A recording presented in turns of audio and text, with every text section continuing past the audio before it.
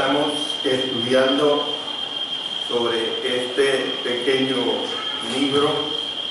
Ahora vamos a ver la parte conclusiva de esta lección, aunque en las próximas lecciones siempre voy a estar haciendo alusión a este libro porque tiene que ver con los capítulos siempre 10 y 11. En la anterior clase estuvimos estudiando acerca de reconocer la inmutabilidad del mensaje que se presenta en Apocalipsis capítulo 10, versos 15, del 5 hasta el 7. Y yo recuerdo que empezamos a ver acerca del misterio de Dios.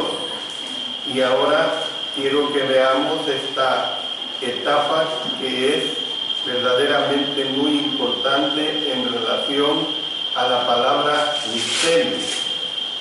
¿Qué es este misterio, el cual había estado una vez oculto, pero que ahora es manifestado o dado a conocer?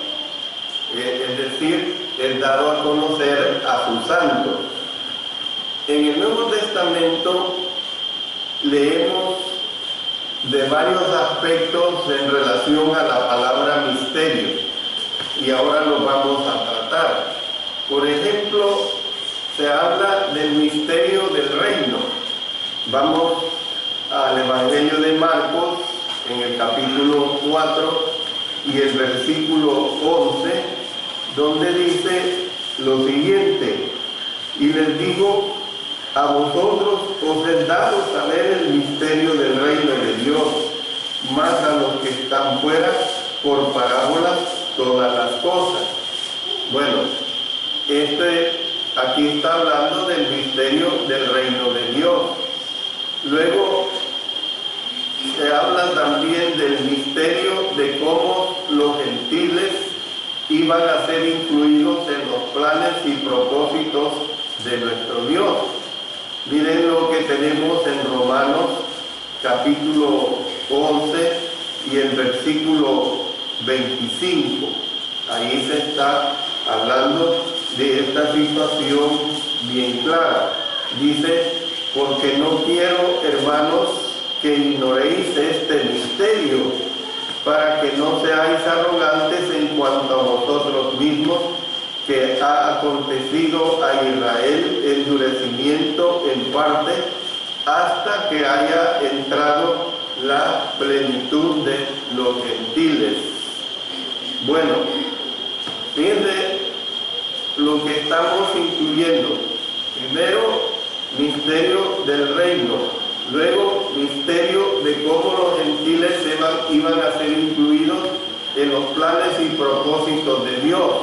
Usted póngale cuidado a la palabra misterio. Luego también se habla en la Escritura del misterio de la resurrección. Vamos a 1 Corintios capítulo 15 y el versículo 51. Dice: he aquí os digo un misterio, no todos dormiremos, pero todos seremos transformados. El misterio de la resurrección. Tercer aspecto. Veamos cuarto aspecto. El misterio de la relación entre Cristo y su iglesia. Vamos a Efesios capítulo 5 y el versículo 32. Grande es este misterio, mas yo digo esto respecto de Cristo y de la iglesia. Otro misterio más sería el quinto aspecto, el misterio del Evangelio. Noten ahí, aquí mismo en Efesios capítulo 6, verso 19. Dice: y por mí, a fin de que al abrir mi boca me sea dada palabra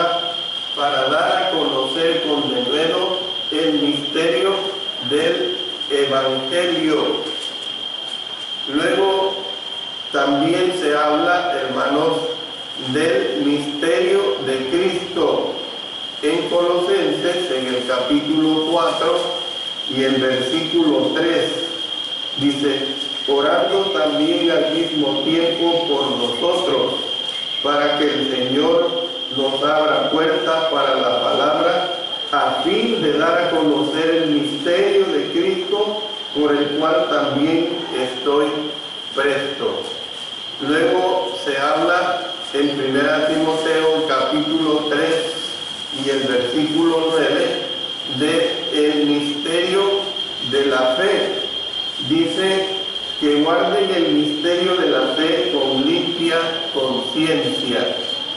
Y veamos por último aquí mismo en 1 Timoteo capítulo 3, más adelante, el verso 16, donde se habla del misterio de la encarnación.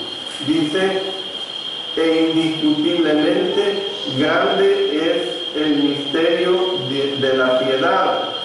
Dios fue manifestado en carne, justificado en el Espíritu, visto de los ángeles, predicado a los gentiles, creído en el mundo, recibido arriba en gloria.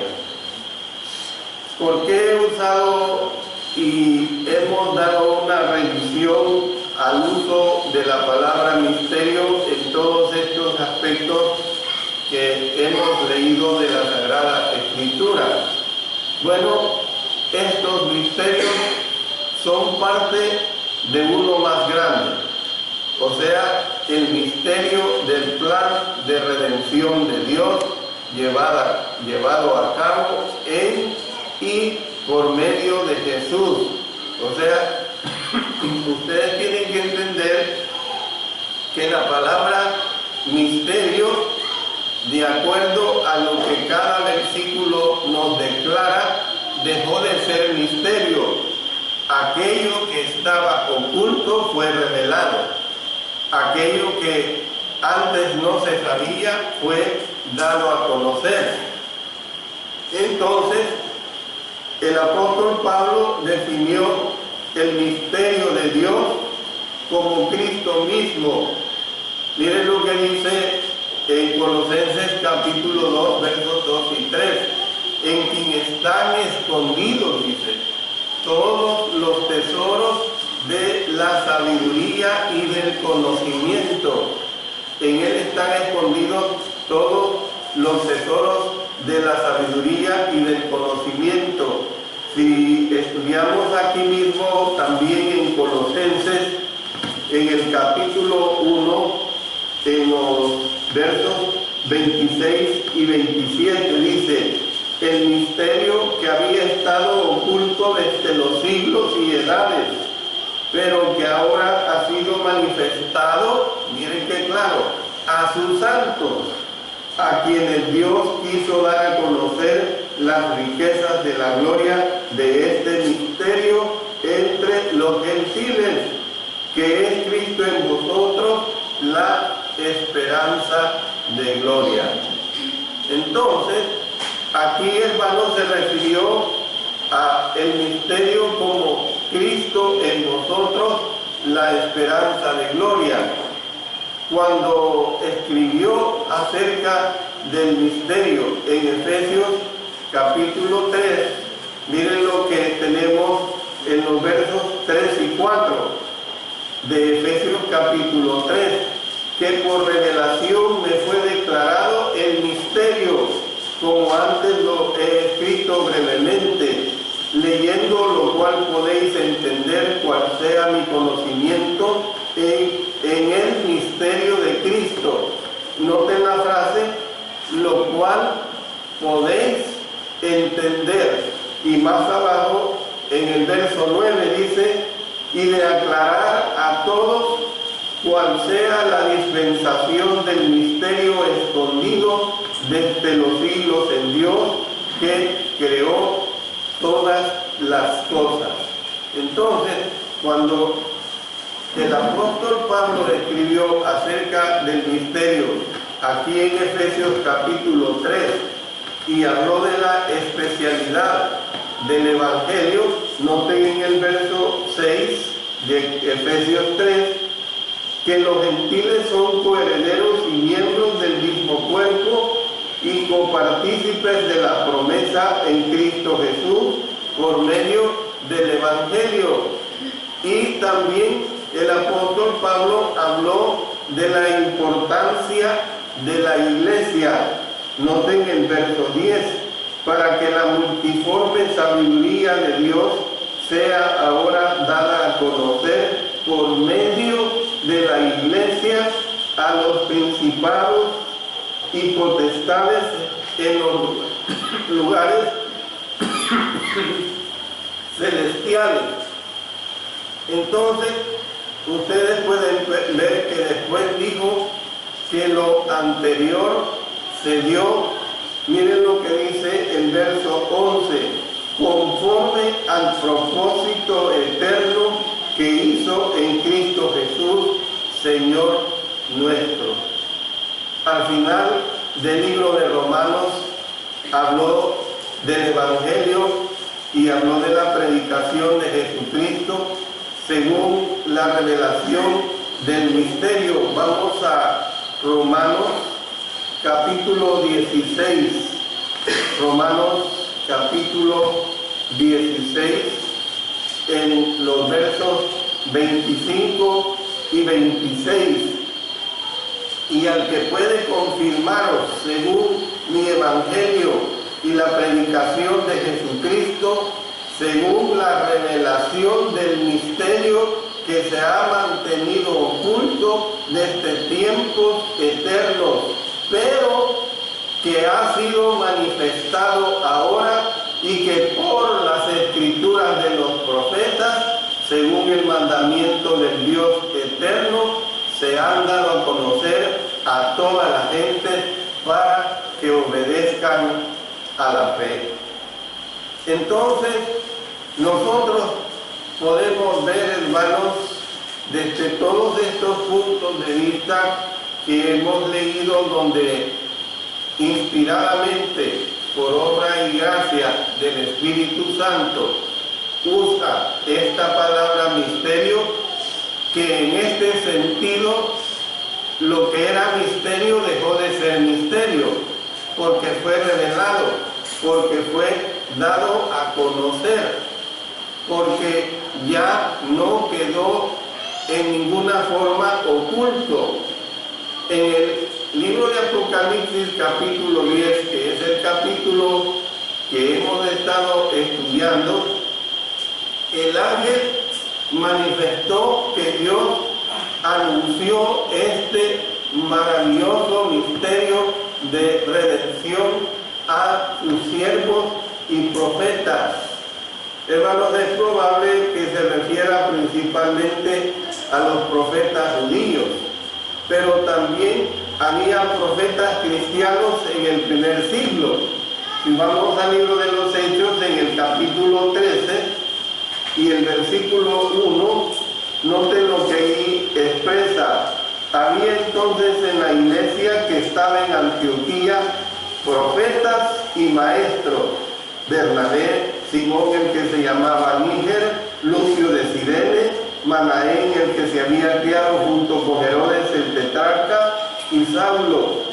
Más adelante, en el capítulo 15 y el versículo 32, dice: y Judas y Silas, como ellos también eran profetas, consolaron y confirmaron a los hermanos con abundancia de palabra.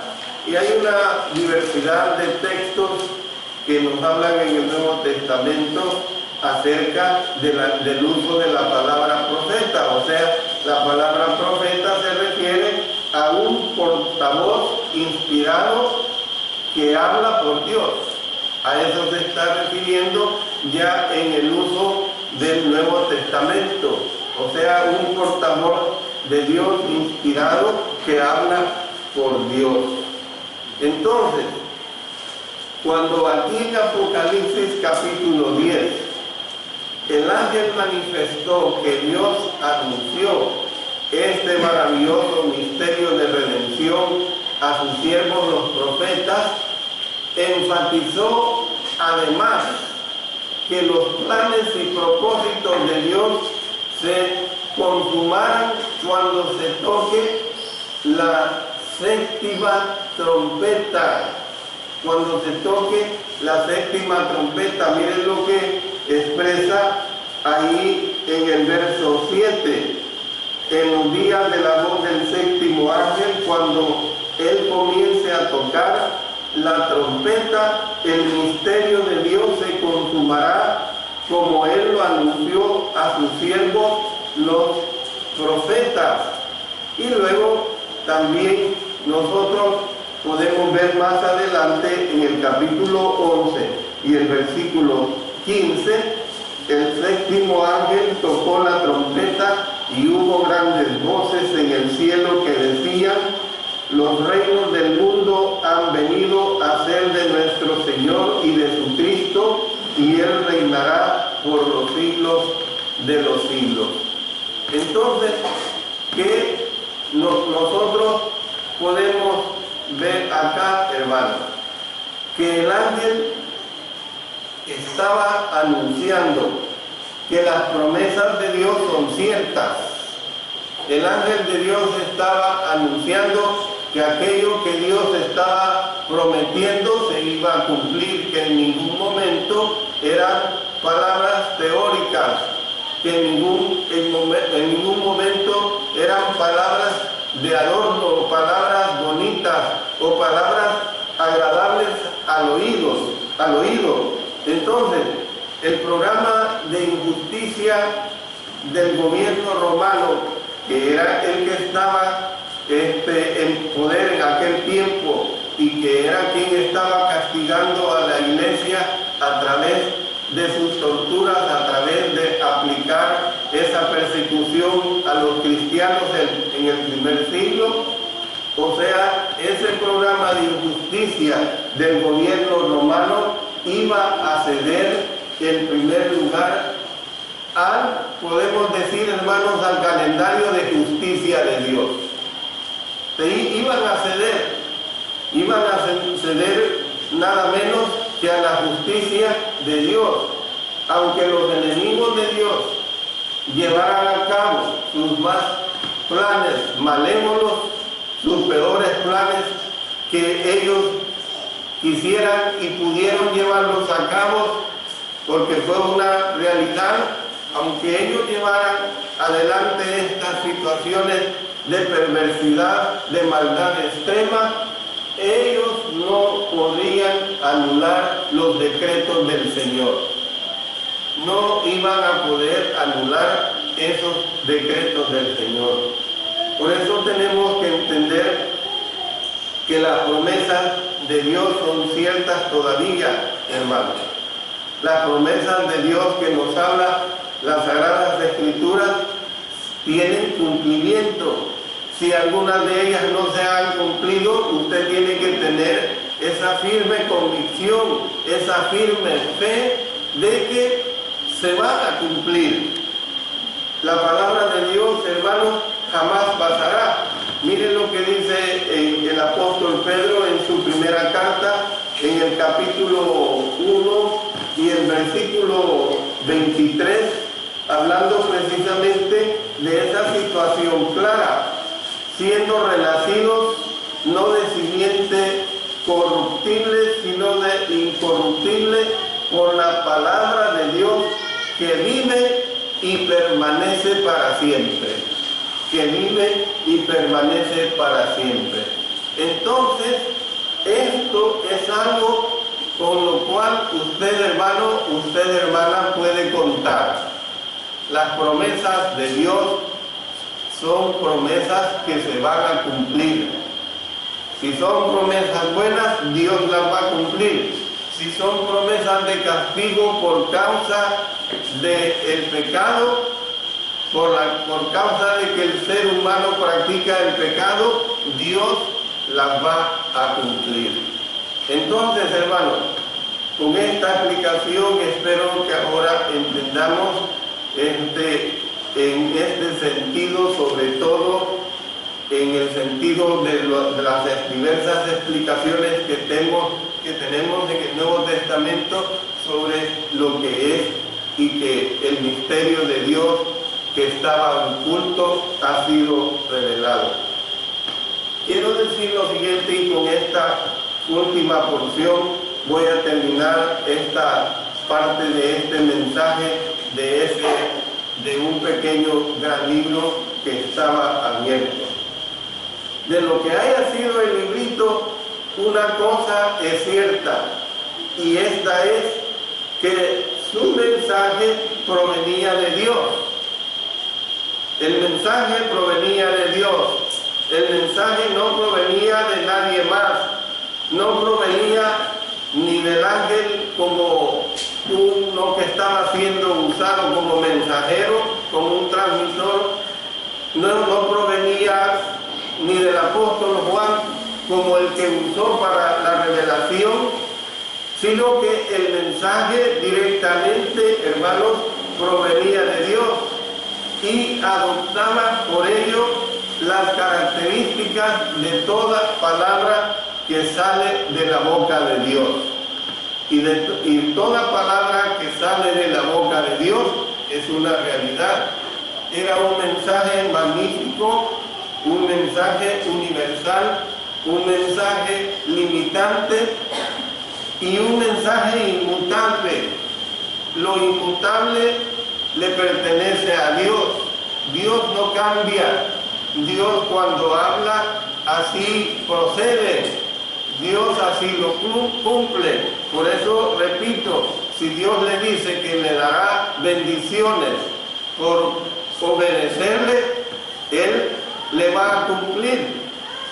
Si Dios le dice a usted que le va a castigar por ser desobediente a su voluntad, Dios lo va a cumplir. Entonces era un mensaje completamente claro. Juan, por lo tanto, lo valoró, lo admiró y aceptó y reconoció, y es de este mismo modo que nosotros también, hermanos, tenemos que responder al mensaje de Dios hoy en día, el mensaje de la Sagrada Escritura. El mundo hoy en día, como en todas las etapas, como en todas las edades, ha estado enfrascado en una búsqueda frenética de lo que ellos llaman la verdad. Si la verdad ya ha sido dada, si la verdad ya ha sido revelada aquí en este libro sagrado, porque el mundo nunca ha querido comprender que es en un antiguo libro como es la Sagrada Escritura, que a menudo este libro se ha relegado al olvido. Se ha relegado al olvido. Y yo me remonto cuando era un niño, cuando era un adolescente, cuando por herencia de mis padres tuve que ser un católico, como algunos de ustedes de la edad que redunda por la misma edad mía, tuvimos que adoptar la religión de los padres.